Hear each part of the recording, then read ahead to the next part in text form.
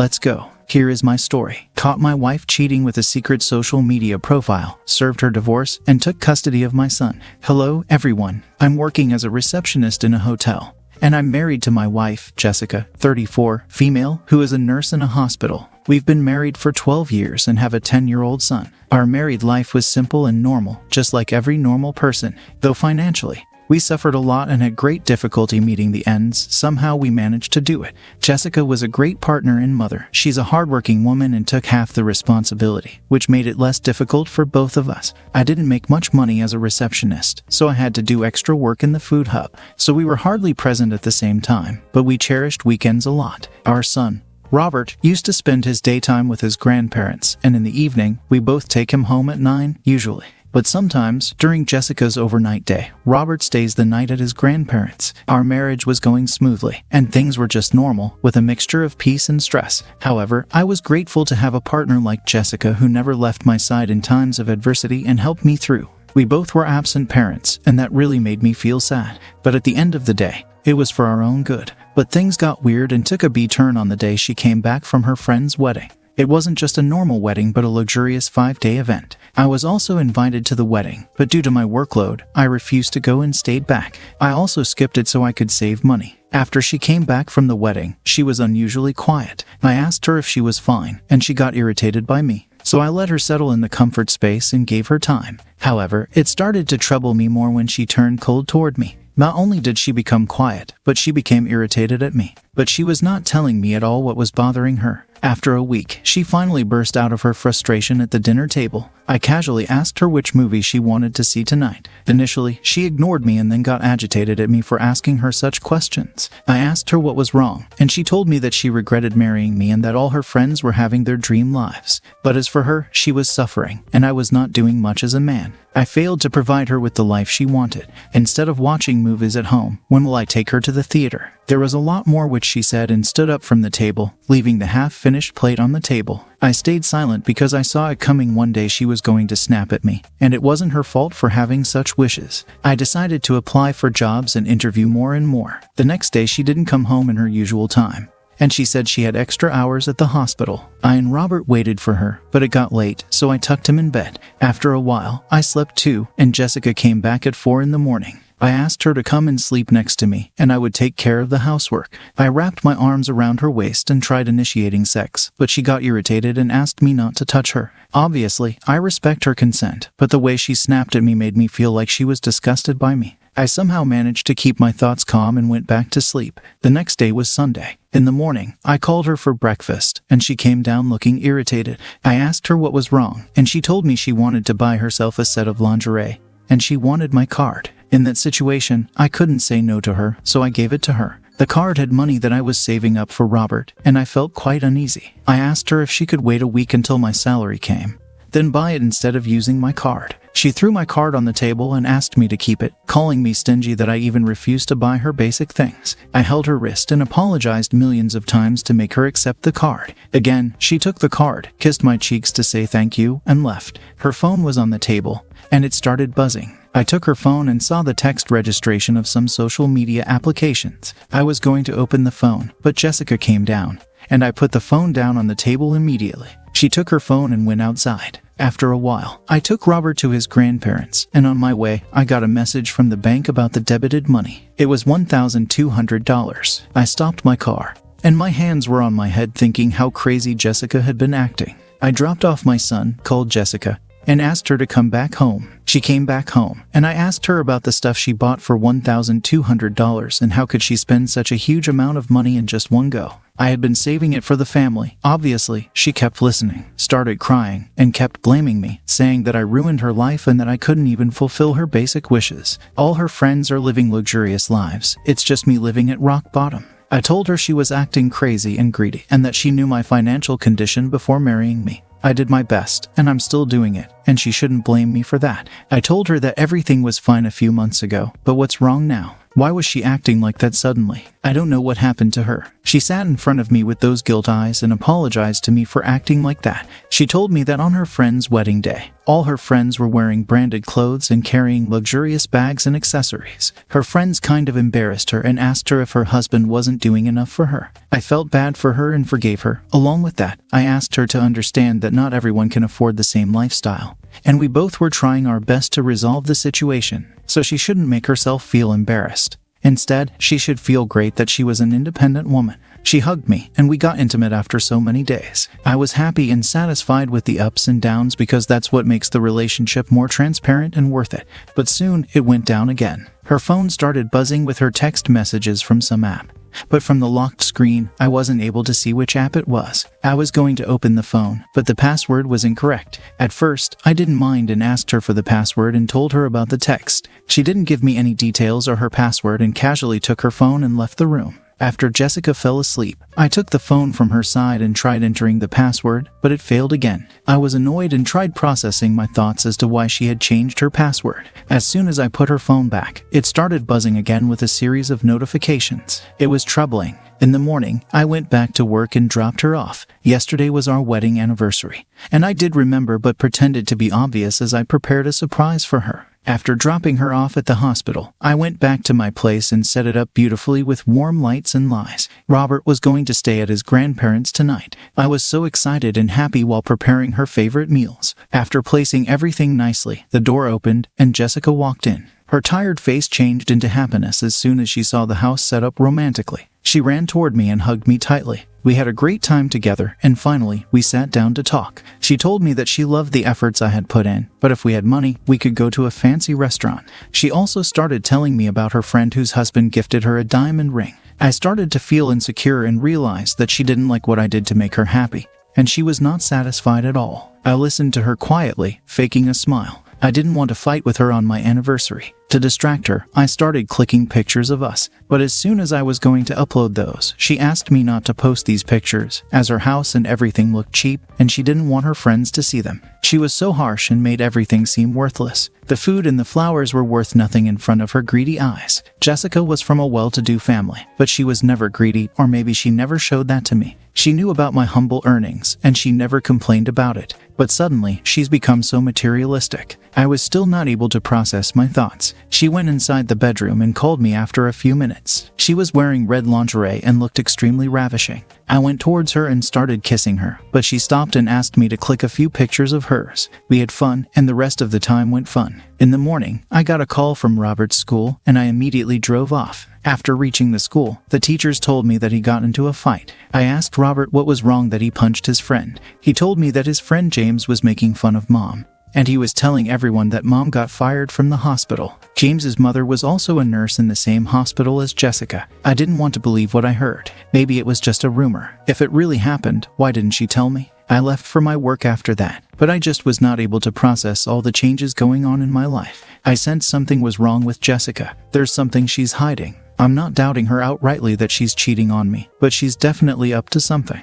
Well, I don't doubt that she bought lingerie, but it definitely wasn't for you. And as for her frivolous spending, that's just as bad as cheating. Not only that, but it's unfair of her to be comparing your relationship and your means to other friends and what their lives look like. Moreover, the fact that she was fired and didn't tell you speaks volumes. I mean, if she can't tell you that, what else isn't she telling you? Update 1. Hi everyone. It's been a week since my last update, and I was dealing with many issues and finally decided to divorce Jessica after knowing the truth. After hearing the rumor from Robert, I could not sleep for days and decided to find the truth. Today morning, I just drove off to the hospital. I asked the receptionist to call Jessica, introducing myself as her husband. The receptionist looked at me and then shared looks with the other lady on the counter. The receptionist told me that Jessica no longer worked there. I asked her since when. She said a month ago. I asked her the reason, but she didn't tell me. Her looks suggested that she knew, and it was pretty bad, but she didn't tell me. I was coming out of the hospital, confused and angry. I was wondering if she was fired. Then where was she working these days, and from where was she getting money? As I was about to get in the car, James's mother waved at me to stop. She apologized for James's behavior and how she shouldn't have talked about such things in front of her son. I nodded and said not to worry. She said she had something I needed to know. I knew what it was. She told me that after Jessica came back from her leave, the wedding leave, she started feeling very insecure and sad about her life, and the only thing she talked about was money. She took Jessica's cribbing to be normal stuff, as we all feel like that sometimes. But that didn't stop there. Jessica created an adult profile on social media. I was shocked, and I felt numb. She said that Jessica got fired because she was caught making obscene videos and clicking naked pictures in the storeroom of the hospital. One of the janitors saw it and made videos of it and linked it to every staff, and that's how everyone got to know. I asked her for the name of the social media app, and she gave me her number and told me that she would send me an account link of Jessica's profile. She asked me to stop Jessica, or that would create problems for Robert and his school. I requested her not to discuss all of this in front of James, as that would further create problems for him. She agreed. I felt so disgusted after hearing this that I wanted to throw up. Never in my life have I felt so worthless, and I blamed myself for everything she was doing. It was because I failed to provide. After crying my heart out inside my car, I tried to gather all the evidence by myself and then confront Jessica because she was going to feed me lies on lies. While I was driving back, I remembered that a few days back, I was scrolling down my social media and saw a new profile on my suggestion. In the profile picture, there was a woman who was wearing red lingerie, but her face was hidden. I don't know why. Her back resembled that of Jessica's. I clicked on it, but it took me to an 18-plus website for adult entertainment. I took that to be another promotion gimmick of an adult dating app, and I ignored it. Now I realize that the social media app shows you suggestions if the person is in your contact list. That woman was definitely Jessica. The dots started to connect, and I felt uneasy and anxious. In the evening when I reached home, I found several packages on the couch, dresses, heels, bags, and whatnot lying around that were just bought out of the store. I took out the bill from the sofa and couldn't breathe for a moment after seeing that she bought a $900 lipstick.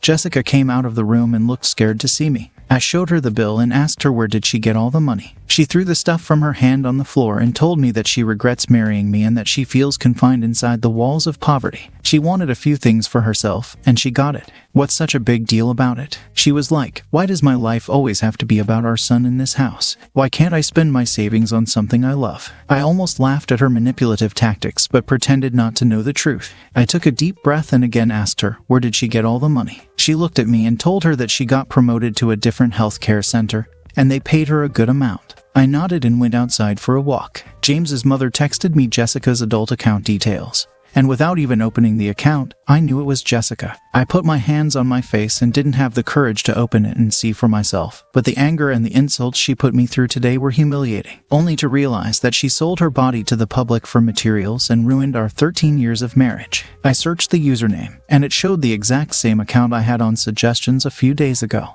I made a new account, created a whole fake profile, and did everything that was needed. I found her account, but to see her content, I had to subscribe, and it cost $200. I paid that amount. A big amount for me, but a small amount to pay to save myself from daily humiliation. Her profile said your personal nurse, and after taking the subscription, the account finally opened. My palms were sweaty, my mouth felt bitter, and I almost threw up when I saw those pictures. Those pictures and videos were scary, but the comments were terrifying. Half of the stuff was hidden, and they cost such high rates. Not only this, but she also posted the pictures I clicked on the day of our anniversary. The same pictures now look disgusting to me. The comments were outrageous, and I couldn't look at that anymore, more like I couldn't look at her anymore, and immediately thought of divorce. There was no time to delay, so I called my brother and asked him to help me prepare the divorce paper. He worked for an attorney. When I came back home, she wasn't there. She left a note, leaving for the night shift. The fun part is she's jobless. I don't want to spell this out, but God, I know what kind of night shift she's into. I don't think I'll be able to sleep until I confront her, and humiliate her the way she insulted me, and for that, I didn't have to do anything because she did it herself. I'm so sorry. Opus your right to seek a divorce at this point. She's a lost cause. I think the worst part is she's more interested in making money for herself than to create a good and happy life for your child. I mean, yes, it's important a mother treats herself every now and again, but your wife has seemed to lose sight of what's important. Not only that, but you're out $200. Update 2. It's been a while since the last update as I was dealing with severe trauma, and the divorce process was harder to process. So the next morning after my last update, I woke up to Jessica's yelling at Robert, asking him to stay the F away from her expensive things. He was apparently messing around with the expensive stuff she bought last night. This brought anger down my body. I asked Robert to go inside his room. I gave her a cold stare and asked her again, Where did she get this much money? She put her phone aside and asked me if I had lost my hearing ability. I laughed at her comment and told her that at least I didn't lose respect for myself the way she did. She looked completely oblivious and asked me what I was talking about. I told her to continue with your personal nurse business and that the divorce papers would reach her soon. She understood where I was coming from. It was her username on the adult website. She sat on the sofa and felt ashamed. I told her not to feel ashamed or regret this after getting caught because it was her own choice. She started crying and saying that she couldn't take all the insults she went through in front of her friends and cousins when they showed off all of their luxurious things, and she was leading a mediocre lifestyle. So she took that path and bought herself the expensive stuff. I yelled at her that a modest lifestyle is much better than showing your naked body to the world.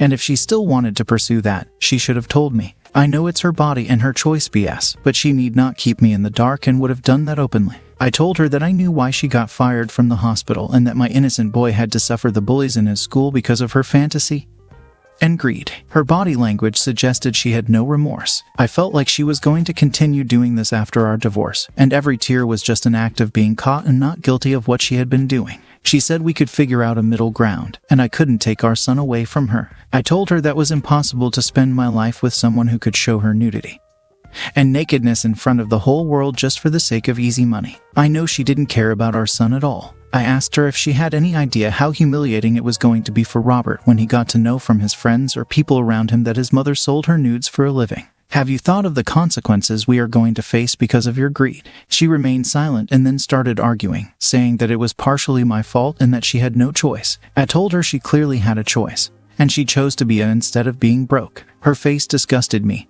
and I left the house with Robert for my parents. I overtime as many jobs as I could for her and my son. And still, she was an ungrateful, disgusting, immoral witch, and I could never accept such a person back in my life. I've been living with my parents for the last 1 week. Jessica didn't try to contact me or our son. The divorce paper is supposed to come in the next few days, and I want this to be over as soon as possible. Oh wow, so she's suddenly interested in the son that she didn't seem to care about before. I'm glad you got you and Robert out of there. I don't believe her tears were sincere at all. She could care less. All she cares about is her expensive lipsticks. None of this was your fault. Opus none of it. Update 3. Hello, everybody. I finally got rid of my ex-wife from my life. It took days for the divorce papers to reach her. During the divorce process, Jessica and her parents filed a case against me for complete custody of Robert. I had almost lost the case. They made me look like a poor and unavailable father who never did anything for my son. Like I said, her parents are well off, and they claimed that I won't be able to provide a good life for Robert.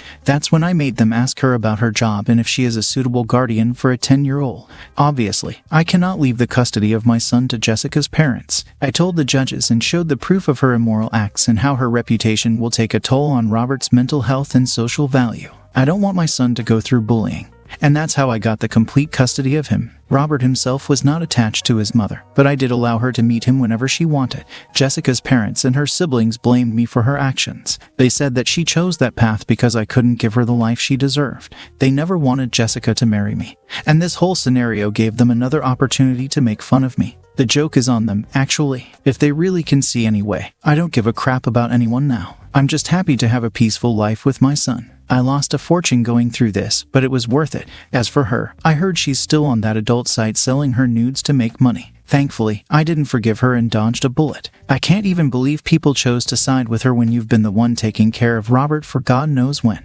On top of that, she definitely doesn't have Robert's best interest at heart. From the sounds of it, she's just interested in making money so she can spend money and fit in with her rich friends. If she wants to send nudes, go right ahead. Her business is her business, but she can't have her cake and eat it too. If she wanted a lavish life, she should have looked somewhere else. Not all life's riches are materialistic. The richest person can have the least money in the bank, but the warmest, most loved heart. What do you make of all this? Thank you for joining us today. That's the story. If you liked it, please support us with a like as well as subscribe to our channel. Write in the comments what you think about the story. Thank you for being here with us. Let's begin. I never imagined I'd be here, putting my soul on display for strangers to dissect. But sometimes, the weight of betrayal leaves no room for silence. My name is Daniel Harper, and for 10 years, I was a man who believed in fairy tales. I thought I'd found my happily ever after with Ava, the woman who stole my breath the moment I saw her. We met in college. Ava was magnetic, the kind of woman who could make a room hum with energy just by walking into it. She had a way of making you feel like the most important person in the world. And me? I was the lucky guy who got to hold her hand. Together, we built a life people envied. Laughter-filled dinners, stolen kisses at sunset, and promises whispered in the dark. We had everything. 2 beautiful daughters, a charming house, and what I thought was a bond unbreakable. But bonds can break. They can be shattered in the quietest, most insidious ways, leaving you gasping for air. The first crack appeared in whispers I ignored. Ava started working late a lot. She'd brush off my concern with casual excuses, deadlines, or Ethan and I are tied up on a big project. Ethan. That name would come to haunt me. At first, I didn't think twice about her new colleague. I trusted Ava with everything. Why wouldn't I? We had a decade of memories to back us up. But over time, her laughter faded, her touch grew colder, and I couldn't shake the feeling that something was wrong. Late one night, Ava came home long after the girls had gone to bed. She had that look again, distant like her body was there, but her soul was somewhere else.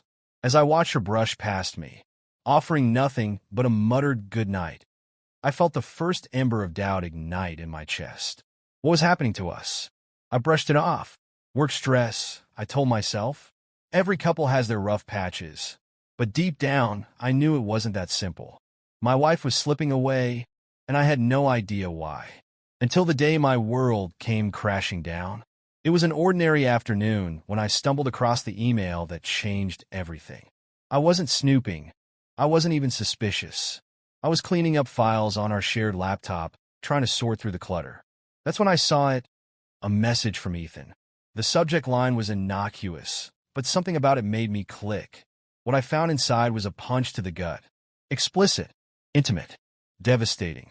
The words burned into my brain. Phrases meant for someone she loved, someone she desired. But not me. Ava wasn't just working late with Ethan. She was in love with him, in lust with him, building a secret life behind my back. My stomach churned, my hands shook, and for a moment, I thought I might throw up. I wanted to confront her right then and there, to shout and scream and demand answers. But rage gave way to something colder, something sharper. If I was going to take her down, I needed more than just one email. I needed the full story. So, I made a decision. I would pretend nothing had changed. I would smile, laugh, and act like the doting husband, all while digging into her lies. That night, as Ava lay beside me, scrolling through her phone, I stared at the ceiling, plotting my next move. If she wanted secrets, I'd become a master of them.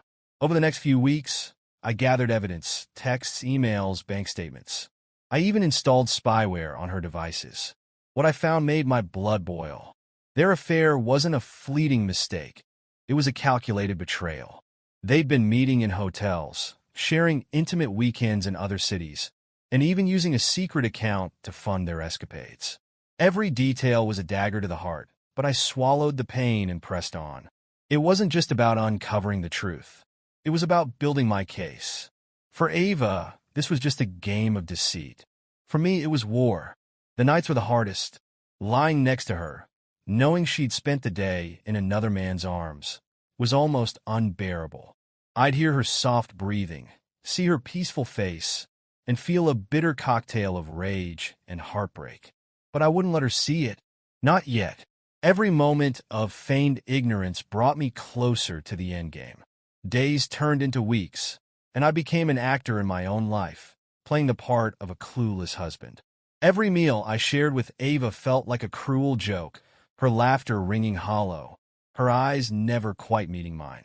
But I played along. I cooked her favorite dinners, asked about her day, even feigned interest in the project she claimed to be working on with Ethan. Behind the scenes, I was relentless. I documented every text she sent, every late-night call she made. The spyware revealed intimate plans, hotel bookings, secret dinners, and messages dripping with promises she used to make to me. Each discovery felt like another stab to the heart, but I refused to falter. This was bigger than my pain. It was about justice.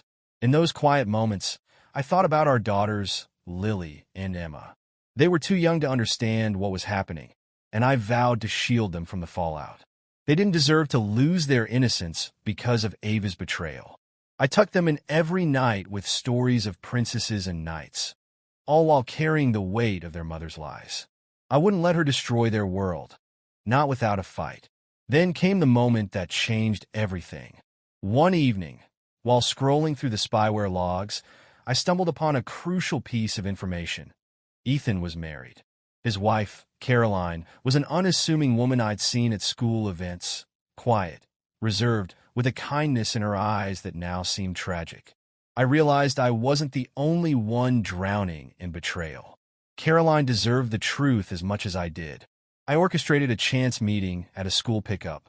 Lily and Emma often played with Caroline's kids, so it wasn't hard to strike up a conversation. At first, I kept things light, small talk about homework and playdates. But as the weeks went by, I began to plant seeds of doubt, subtle remarks about Ava and Ethan's close working relationship.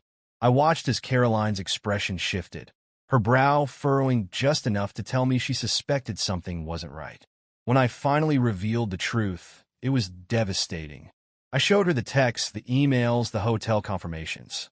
Her face crumpled, and for a moment, I thought she might collapse. But then something remarkable happened. The sadness in her eyes hardened into resolve. "We need to make them pay," she said, her voice trembling with fury. In that moment, Caroline became my ally. Together, we crafted a plan, not just to expose Ava and Ethan, but to dismantle the lives they'd built on lies. The day of reckoning came on a date Ava should have remembered, our wedding anniversary. I played my part to perfection, surprising her with a planned weekend getaway. "We need this," I told her, watching her feigned guilt morph into relief. She agreed, likely figuring she could squeeze in another lie to juggle her two lives. What Ava didn't know was that Caroline and I were steps ahead. Ethan had been lured into a business trip, arranged by Caroline, to the same hotel I'd booked for Ava and me. The pieces were falling into place, and all that remained was execution. The evening started innocently enough. Ava and I arrived at the hotel, and she played her part well, smiling and holding my hand like the loving wife she pretended to be. But I wasn't fooled. After dinner, I made an excuse about needing to check on a work call and slipped out of the room. Caroline was waiting in the lobby, her expression a mirror of my own, calm, calculated, and ready. We made our way to Ethan's room, where we knew Ava would soon arrive. As we waited, adrenaline coursed through me. This was it. Months of planning, countless sleepless nights. It all came down to this. When Ava and Ethan entered the room, they looked relaxed, laughing softly as they closed the door. It was sickening to watch, but I held my composure. Caroline and I gave them a few moments to settle before we struck. I knocked on the door sharply, then flung it open before they could react. The scene froze in time. Ava and Ethan stared at us, their faces contorting into masks of shock and horror. Ava's mouth opened, but no words came out. Ethan paled, looking as if he might bolt for the window. "Surprise," I said, my voice cold and steady. "I know everything." Caroline stepped forward, her glare fixed on Ethan. "And so do I." The room exploded with chaos. Ava stammering, Ethan trying to form excuses, but we didn't let them. I calmly set my phone on the dresser, recording every second of their humiliation. "You've been lying to us for over a year," I said, my voice steady despite the fury boiling beneath the surface. "Now the world will see who you really are." Ava broke down, tears streaming down her face as she begged for forgiveness. But her cries fell on deaf ears. There was no room for reconciliation here, only justice. The fallout was swift and brutal. Armed with undeniable proof, I filed for divorce the next day. Caroline did the same. The news spread like wildfire through our social circles, and neither Ava nor Ethan could escape the judgment. Ava lost everything: her reputation, her friends, even the respect of our daughters. The court awarded me full custody, citing her infidelity as evidence of instability. Ethan fared no better.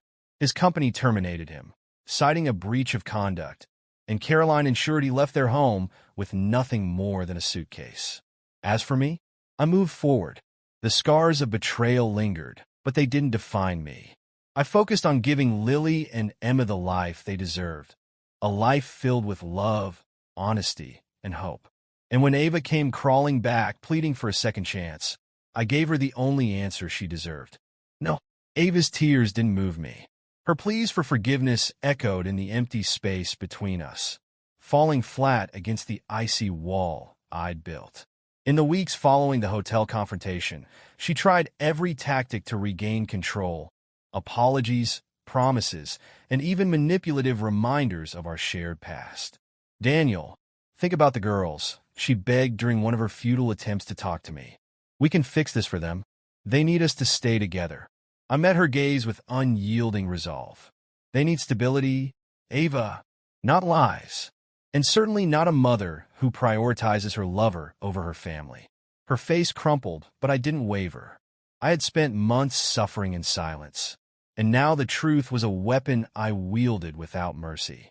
Ava's choices had obliterated our marriage, and I had no intention of letting her manipulate her way back into my life.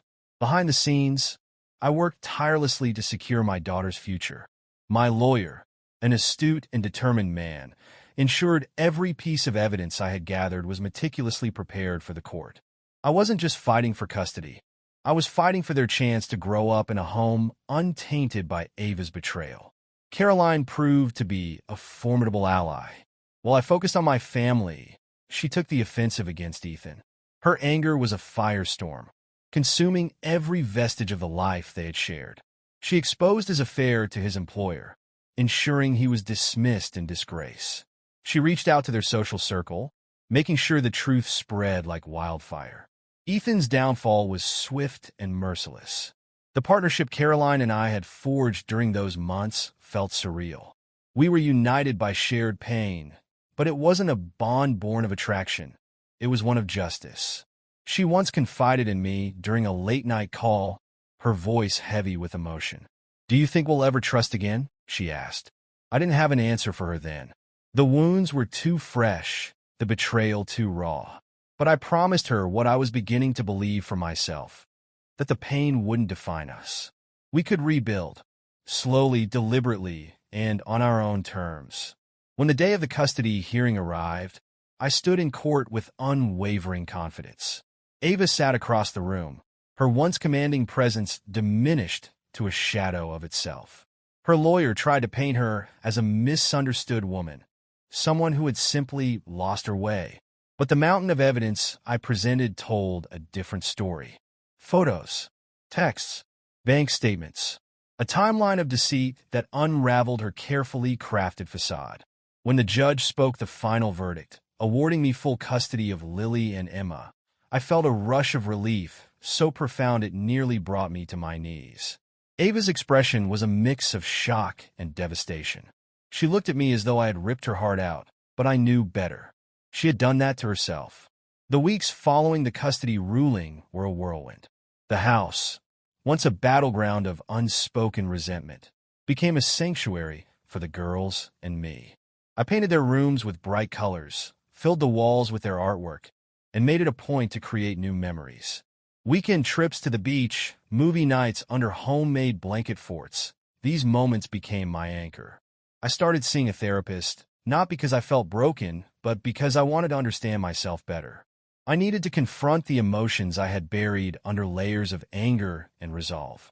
The sessions were tough, forcing me to revisit the darkest moments, but they also gave me clarity.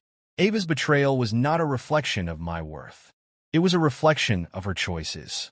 About 6 months after the dust had settled, I met someone. Claire wasn't like Ava. She didn't have that magnetic charm or an air of untouchable perfection. Instead, she had a quiet strength that drew me in, a warmth that felt genuine in a way I hadn't realized I missed. Our relationship unfolded slowly, without the urgency or blind passion that had defined my past. Claire didn't try to fix me, and I didn't expect her to. She was simply there, a steady presence as I navigated the complexities of being a single father. The girls adored her, and I found myself smiling more often, laughing in ways that felt real. Claire reminded me that life could be beautiful again, even after the deepest heartbreak. Ava's life, on the other hand, was a mess. The fallout of her affair had left her isolated and ostracized. Ethan had disappeared after Caroline's ruthless takedown, leaving Ava to pick up the pieces alone. She moved into a cramped apartment on the other side of town, far from the life she once knew. Her visits with the girls were awkward and strained, her attempts to connect overshadowed by the lingering consequences of her actions. Every now and then, I catch a glimpse of her at school events or in the grocery store. She looked smaller somehow, as though the weight of her choices had physically diminished her. There was no satisfaction in seeing her like that, just a quiet acknowledgement that she had made her bed. 1 year after everything had unfolded, I found myself sitting on the porch of our home, watching Lily and Emma chase fireflies in the fading light. Their laughter filled the air, a symphony of innocence and joy. For the first time in a long time, I felt at peace. Ava's betrayal had been a crucible, forging me into a stronger, more resolute version of myself. It had taught me that life's greatest trials often pave the way for its most profound blessings. My daughters were thriving, and I was learning to love again, not just Claire, but also the person I had become. As I watched the sun dip below the horizon, I whispered a quiet promise to myself. The past would no longer define me. My future belonged to me, and it was brighter than I could have ever imagined. Life continued to move forward, and with each passing day, the wounds left by Ava's betrayal began to fade.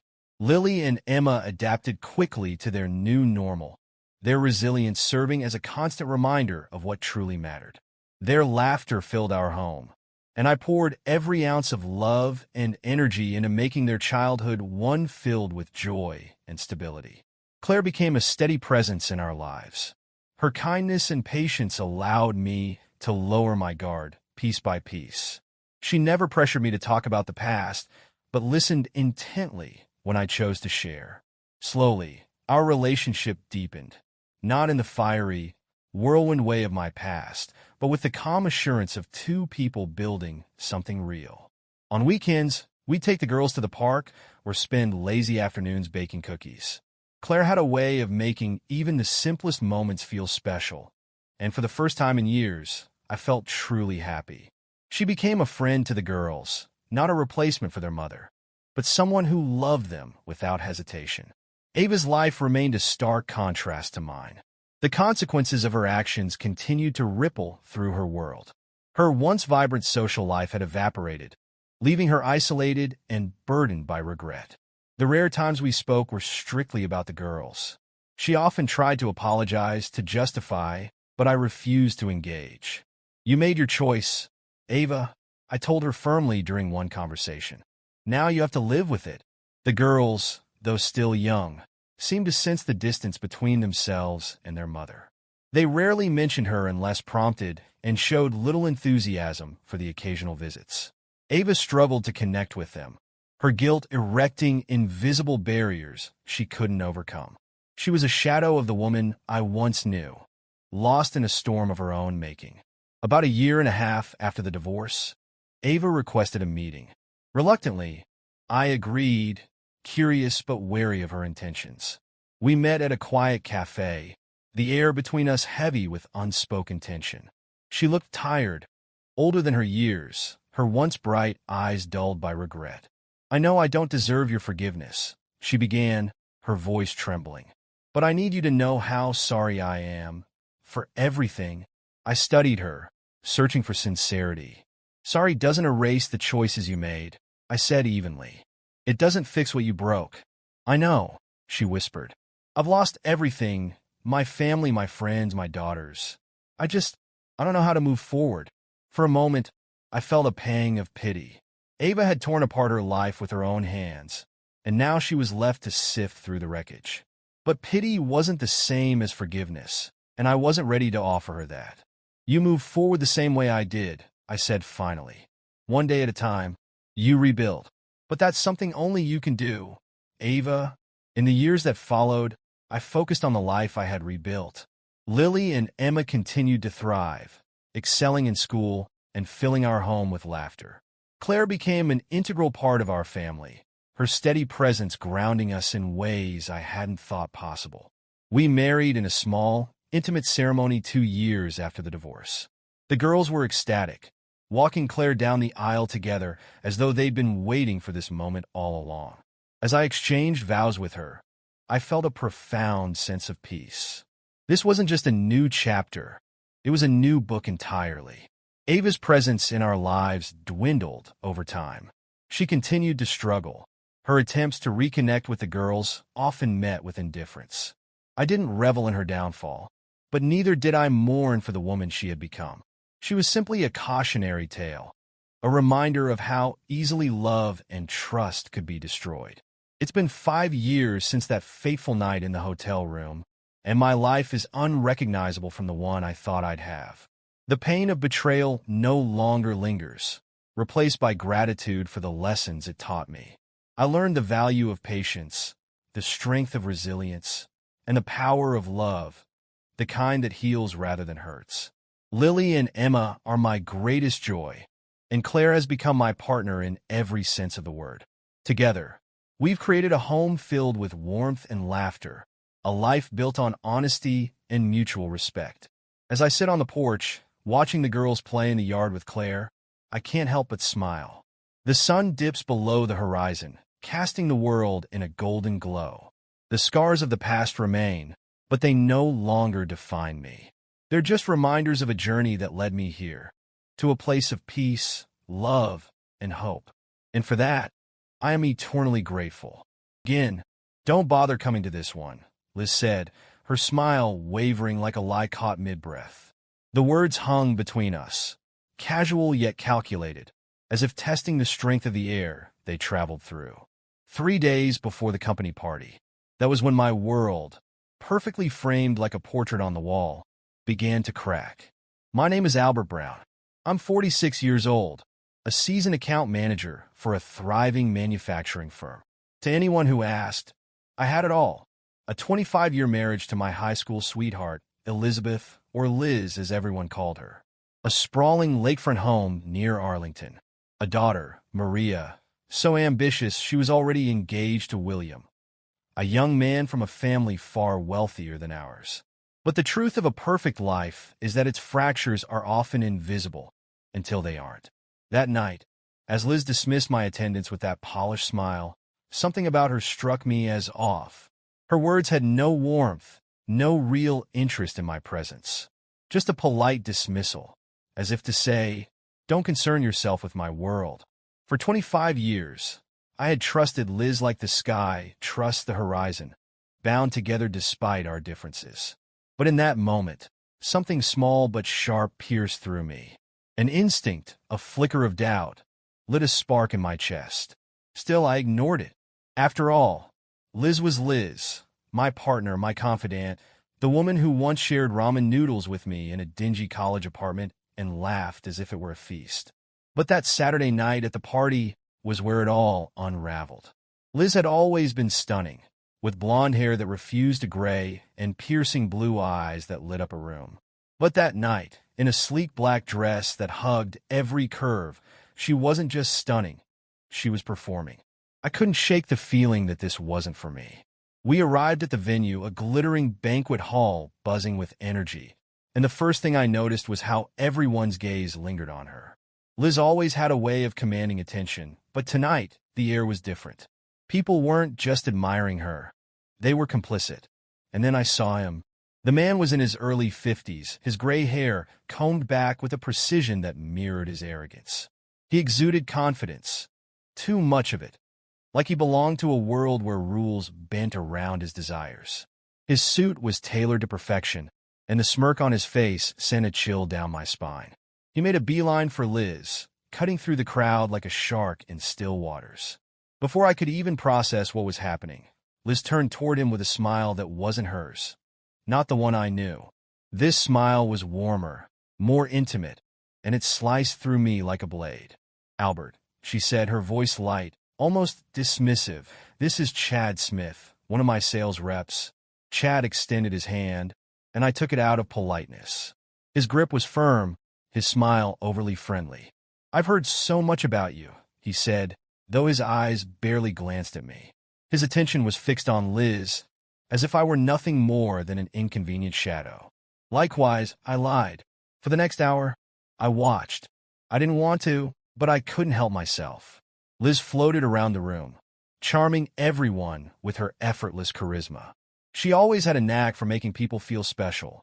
But tonight, her attention kept drifting to one person, Chad. Every glance, every laugh shared between them, felt like a slap across my face. I tried to rationalize it. Maybe I was overthinking, letting my paranoia twist harmless interactions into something sinister. But then came the dance floor. Liz loved to dance, and we had always been a good pair. I led, she followed. Tonight, though, as we swayed to the music, her movements felt stiff, distracted. Her eyes weren't on me, they were scanning the crowd. And when I turned her in a slow spin, I saw where her gaze landed. Chad stood at the edge of the dance floor, his arms crossed, his smirk infuriatingly smug. He wasn't just watching, he was waiting. When we returned to our table, I tried to shake off the unease. Liz excused herself to get another drink, and I watched her weave through the crowd, her black dress catching the light with every step. And then, as if pulled by some invisible force, Chad followed. They met at the bar, their conversation too quiet for anyone but them. I saw her lean in closer, her lips moving in words I couldn't hear. But I didn't need to hear them. Her body language, the slight tilt of her head, the way her hand brushed his arm, it all screamed of familiarity. And then I caught it, one word that changed everything. Darling. She said it softly, almost tenderly, and it echoed in my mind like a gunshot. My heart raced, my hands clenched into fists onto the table. Every instinct screamed at me to confront them, to march up to that bar and demand an explanation. But I stayed seated, frozen by the weight of realization. This wasn't a hunch. It wasn't paranoia. This was betrayal. The days that followed were a blur of suspicion and anger, each one worse than the last. Liz carried on as if nothing had changed, her smile as warm as ever, her touch just as familiar. But I couldn't shake the images from that night. The glances, the whispers, the word darling. I needed answers. Real answers. So, I did what any man would do when the foundation of his life begins to crack. I sought the truth. Hiring David Carter, a private investigator, was a decision born out of desperation. He came highly recommended, a no-nonsense professional with a reputation for discretion. I told him everything. The party, Chad, the moments that didn't add up. Find out if there's anything to find, I told him, my voice steady despite the storm raging inside me. David didn't waste time. Within days, he sent me the first set of photos. I stared at them in disbelief, my heart pounding in my chest. Liz and Chad walking into a motel. Liz and Chad kissing in the parking lot. Liz and Chad smiling as if the world belonged to them.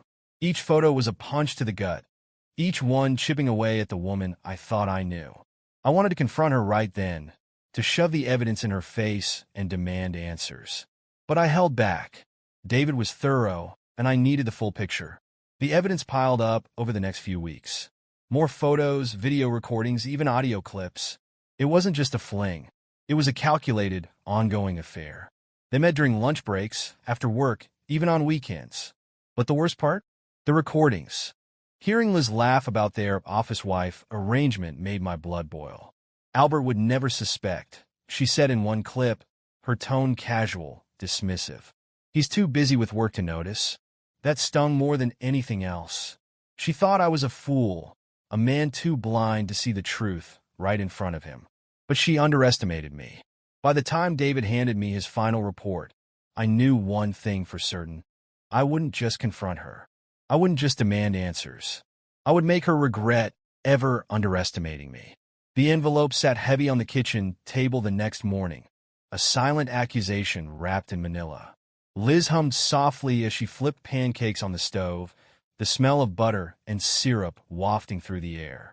It was an ordinary morning, a routine that had played out countless times in our 25 years together. Except this time, I wasn't the same man sitting at the table. Liz, I began, my voice calm but laced with ice. You'd never betray me, right?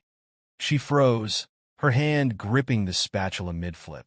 Slowly, she turned to face me, her blue eyes wide with something that almost looked like guilt before she covered it with a practiced smile. "Of course not, Albert. Why would you even ask that?" I didn't respond immediately. Instead, I reached into the envelope and pulled out the first photo, sliding it across the table. Her smile faltered as she stared at the image. "What is this?" she whispered, her voice trembling. "You tell me," I replied, sliding another photo across the table. And then another. With each one, her face drained of color, her composure cracking like a fragile mask. "Albert, I can explain." "Explain what?" My voice was calm, steady, but every word carried the weight of my fury. "That you've been sneaking around behind my back? That you've been lying to me for over a year?" "It's not what it looks like," she stammered, her hands trembling as she reached for the photos. "I don't love him. It's just physical. It doesn't mean anything." I laughed, a bitter, hollow sound. "It doesn't mean anything? You destroyed 25 years of marriage for something that doesn't mean anything." Tears welled up in her eyes, but I didn't care. For the first time, her pain didn't matter to me. The woman standing before me wasn't my Liz. She was a stranger, a liar. She launched into a flurry of excuses, her voice desperate. She talked about loneliness, about how she felt neglected, about how she thought I wouldn't notice. Every word felt like another knife twisting in my gut. "Stop," I said, my voice cold. "I've heard enough." Liz looked at me, her tears falling freely now. "Albert, I made a mistake. Please, we can fix this. I still love you, but love didn't mean the same thing anymore.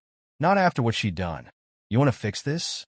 I leaned in, my eyes locking onto hers. "Then start by packing your things. You're leaving." Her mouth opened, but no words came out. She stared at me as if I'd struck her, but I didn't flinch. For 25 years, I had given her everything, my trust, my loyalty, my love. And now I was taking it back. If confronting Liz had been painful, what came next was worse. Maria, my daughter, my pride and joy, called me the next day.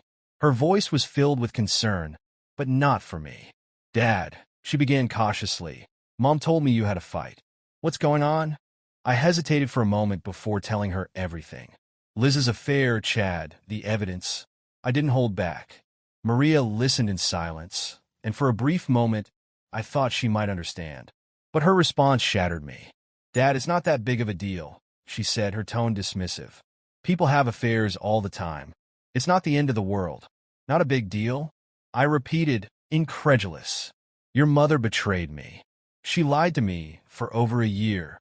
Maria sighed, as if I were the one being unreasonable. "Look, I'm not saying it's okay, but maybe you're overreacting. Mom loves you. She just made a mistake." "A mistake?"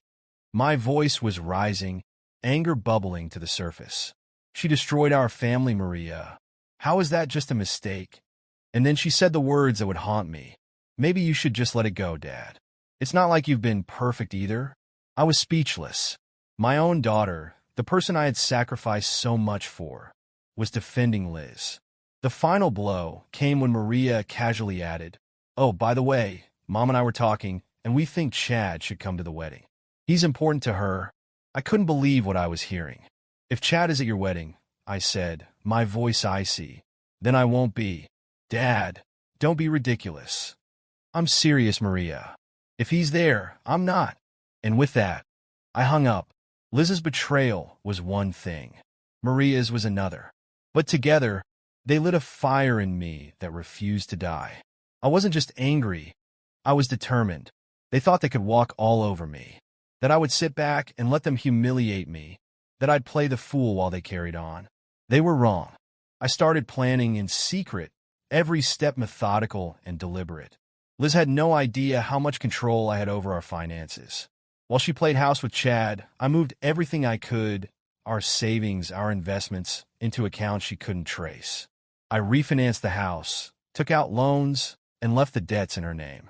The BMW she loved so much, I borrowed against it, leaving her to deal with the fallout. But that was just the beginning. Liz and Maria wanted to rebuild their lives without me. Fine. But I'd make sure they started from the ground up. Every night, I sat across from Liz at the dinner table, playing the part of a husband willing to move forward. She smiled, made small talk, and acted as if she'd won. She thought my confrontation had been the climax, the storm that passed. Little did she know, I was the eye of the hurricane. Over the next few weeks, I executed my plan with precision. I withdrew the maximum allowable funds from our shared accounts, transferring them to offshore accounts under names she would never recognize. Liz wasn't financially savvy. She left all the financial planning to me. That ignorance was now her downfall. Meanwhile, I handled our home. 15 years ago, we had purchased it outright, a fact Liz loved to brag about to her friends. What she didn't know was that I'd refinanced it multiple times over the years for investments she never asked about. I secured a new loan for $2 million, tying it solely to her name. Her beloved BMW? That was next. I took out a loan against the car, secured $40,000, and funneled it into my private account. By the time I was done, every major asset we owned was mortgaged or tied to debts she'd be responsible for. Liz didn't notice a thing, too caught up in her fantasy life with Chad to see the storm brewing on the horizon. Maria's wedding was supposed to be the culmination of everything she'd ever dreamed of, a grand affair with no expense spared. I'd initially agreed to fund the event, signing off on lavish decorations, a live band, and an open bar. But Maria's dismissal of my pain and her defense of Chad had soured everything. One morning, I made a call to the wedding planner. "Hi, this is Albert Brown," I said. "I won't be funding the wedding anymore. You'll need to discuss payment with Maria or her mother." There was a long pause on the other end. "Mr. Brown, the deposits." "Keep them," I said, cutting her off. "Consider it compensation for your trouble." I hung up, my chest tight with anger. If Maria wanted Chad at her wedding, she could let him foot the bill. I wasn't done. Maria's fiancé, William, was a decent young man from a respectable family. I decided he deserved to know the truth about what he was walking into. I called him, arranging a meeting at a nearby cafe. Over coffee, I laid everything out. The affair, Maria's casual dismissal of it, her insistence on having Chad at the wedding. I even played him the audio recordings of Maria saying, "It's not a big deal. Men cheat all the time." William's face darkened with every word. "Thank you for telling me," he said finally, his voice steady but pained. "I had no idea." 2 days later, Maria called me in tears. "William called off the wedding," she sobbed. "Why would you do this to me, Dad?" "You did this to yourself, Maria," I said, my voice cold. "You chose to side with your mother and her affair partner. Now live with the consequences." The first cracks in Liz's world appeared a week after I walked out. The loan against the house went through, and the bank wasted no time contacting her. Liz called me in a panic, but I didn't answer. Her second call came after the BMW payments started piling up. Then came the credit card bills, now maxed out from the wedding deposits and her lavish spending. Chad wasn't much help. His wife, armed with the evidence I had anonymously sent her, filed for divorce. She was a major shareholder in the advertising agency where Chad worked, and she used her influence to have him fired. Overnight, he went from a hotshot sales rep to a middle-aged man driving for a rideshare company. Liz's reputation crumbled. I forwarded evidence of the affair to her boss, along with transcripts of her mocking office policies and deadlines. The agency couldn't afford the scandal and let her go. Within 2 months, Liz and Maria were living in a cramped 2-bedroom apartment in a rough part of town. From what I heard, Liz took a job as a waitress at a roadside diner, her once perfect nails chipped and her blonde hair dull. Maria, having lost her wealthy fiancé and the dream wedding, was working part-time at a coffee shop, her college tuition now her responsibility. I settled in Florida, far away from the wreckage I'd left behind. The sun was warm, the beaches endless, and the people didn't know me or my past. My finances were secure, tucked safely in offshore accounts, and I lived simply but comfortably. I bought a truck and a travel trailer, both in cash, and registered them under my cousin's name. Every so often, I'd hear whispers about Liz and Maria. They were struggling, barely making ends meet. Chad had vanished into obscurity, his life just as miserable as theirs.